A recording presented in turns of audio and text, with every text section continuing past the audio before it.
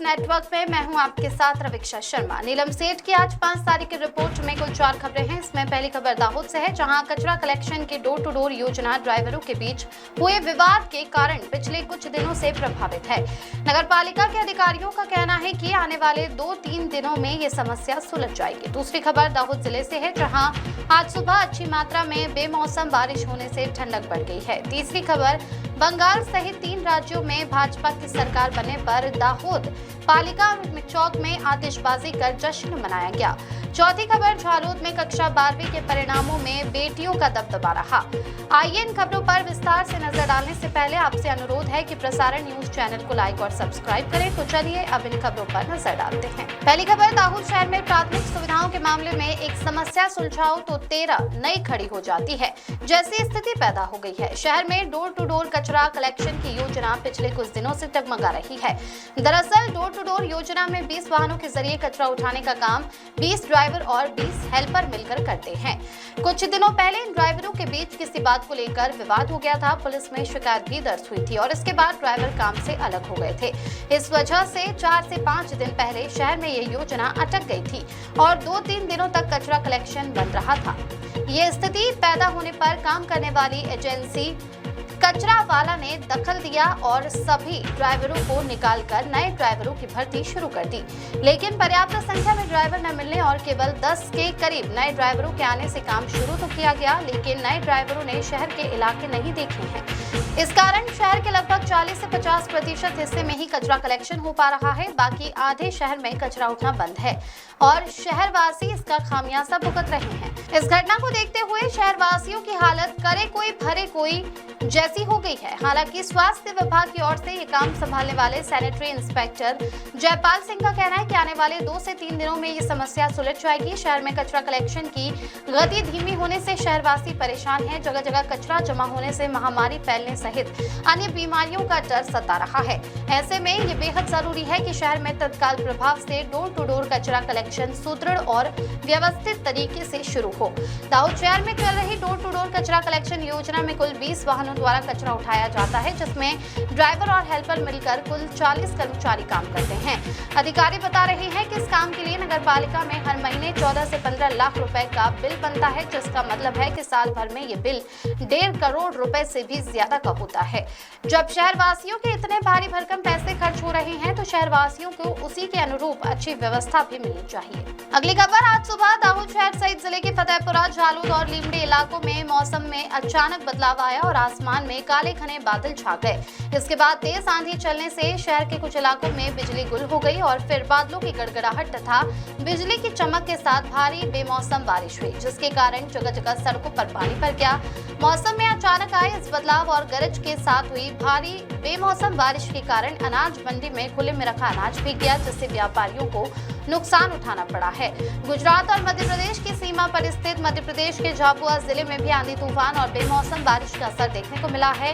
दाहोद में बेमौसम बारिश के बाद मौसम साफ होने और सूरज की कड़ी धूप फिर से शुरू हो जाने के कारण दाहोदवासी गर्मी के साथ साथ उमस से भी बेहाल हो गए हैं। अगली खबर, पूरे भारत देश के अलग अलग राज्यों में चुनाव हुए थे। जब इन चुनावों के परिणाम सामने आए तो असम और पश्चिम बंगाल सहित 3 राज्यों के चुनावों में भारतीय जनता पार्टी ने शानदार जीत हासिल की।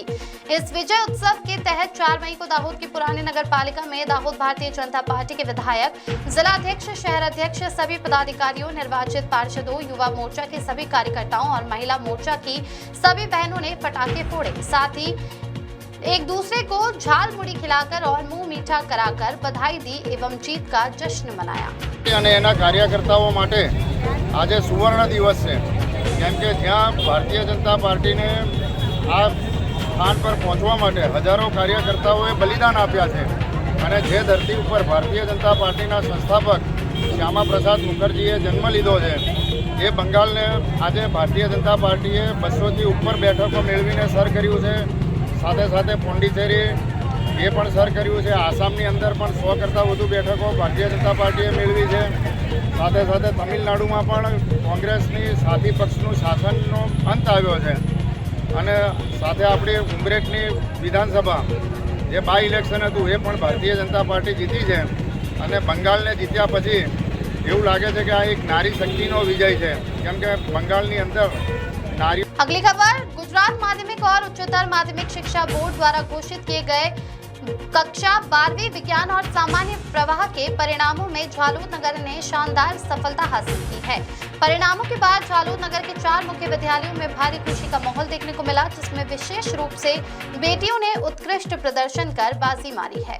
झालोद गेलवणी मंडल द्वारा संचालित विद्यालयों में विज्ञान प्रवाह में पटेल सीफा साबिर भाई ने 76.61% अंक प्राप्त कर नगर में प्रथम स्थान प्राप्त किया है।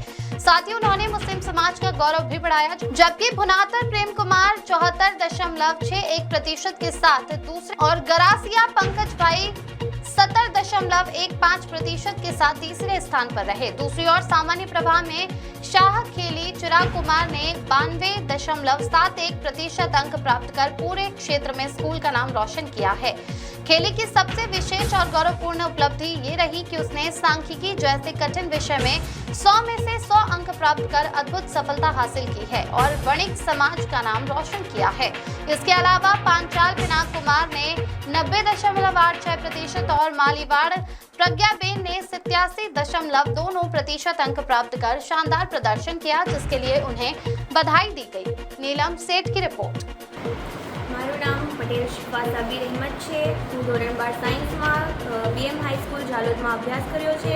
હાલ મારા બીએમ હાઈસ્કૂલમાં સાયન્સ સ્ટ્રીમમાં પ્રથમ નંબરે 76.61% મેં ફર્સ્ટ નંબર લાવી છું અને આ મારી મહેનત અને મારા સ્કૂલના બધા સરોનો સપોર્ટ છે કે કારણ કે સર લોકોનો સપોર્ટ ના મળ્યો હોત તો આજે આ મુકામ પર મેં ના પહોંચી હોત। તો thank you all of you sir, our principal madam, and thank you all. Kumar Shah છે। હું બીએમ હાઈસ્કૂલમાં અભ્યાસ કરું છું। આજે મારું રિઝલ્ટ આવ્યું, જેમાં મને 92.71% મળ્યા છે અને એનું હું શ્રેય મારા સમસ્ત શાળાને તેમજ તેમના શિક્ષકોને તેમજ મારા પરિવારને આપવા માગું છું। એ લોકોએ મારા પર બિલીવ કર્યો અને મને કોન્ફિડન્સ